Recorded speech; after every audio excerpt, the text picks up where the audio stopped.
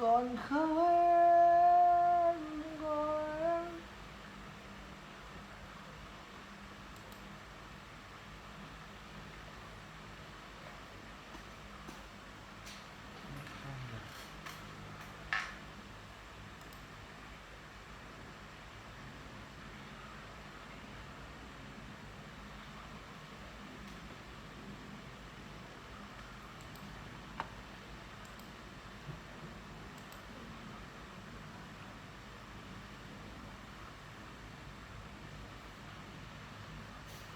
Lại đi đâu?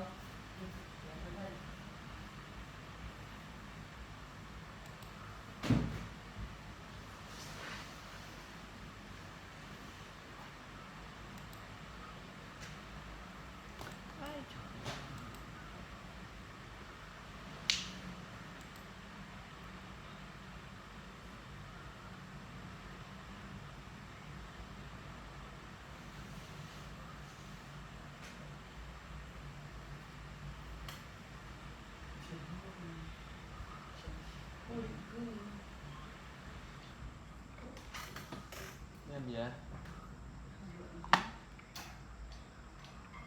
Cho mình mượn cái con tí ai vào lòng chung một cái mà đang học rồi mà đóng đẹp không? Vãi lìn thật, viền này á, chắc phải chất lại trưởng luôn, chất thật đấy, cầm sướng cái tay. Viền này vẫn là đẳng cấp nhất của iPhone. Review sẽ Hả? chưa ra là chưa biết được.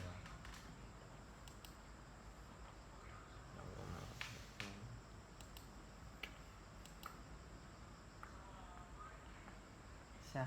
Không dây 5G. Cha không dây.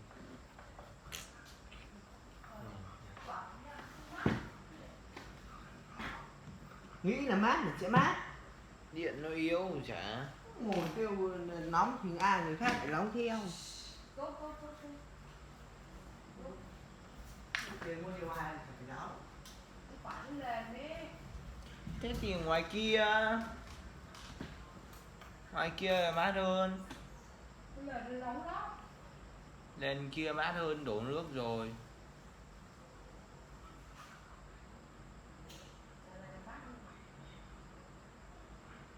Đi tới đây mà tắm nhẹ cho mát nhẹ.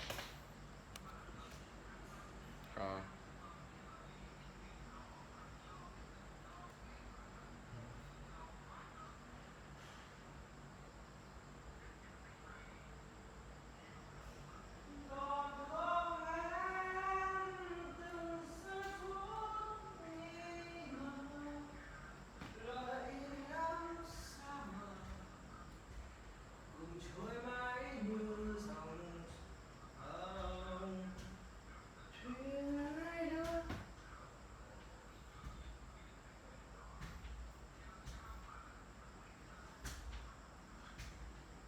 Mai có chắc xong rồi cho cô Thúy luôn không mẹ nhỉ?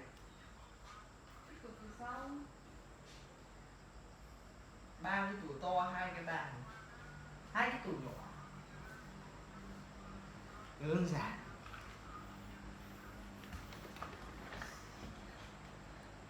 Oh.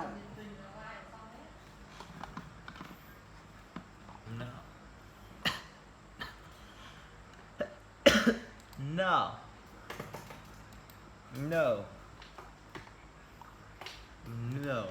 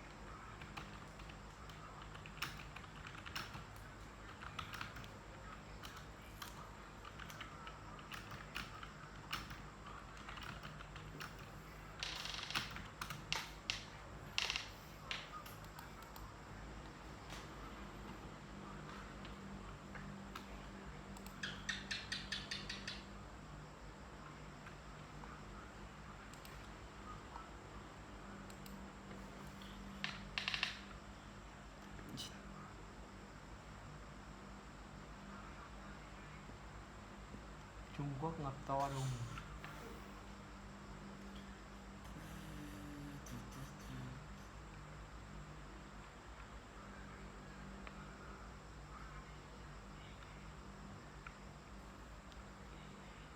Mùa hè uống nhiều nước nên đã bị mất sức.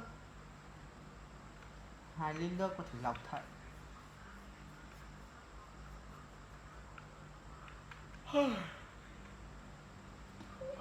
Đâu đến mùa đông còn giờ nữa.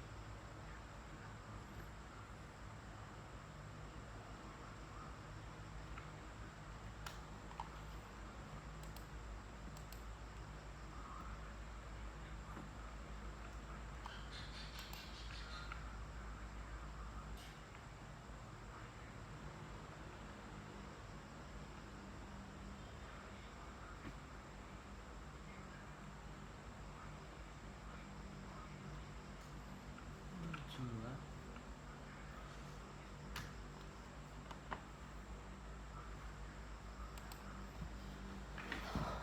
Ôi mệt mệt tiện 10 tháng tiếp à. Hello. chỉ đỡ mơ được. Sau lưng.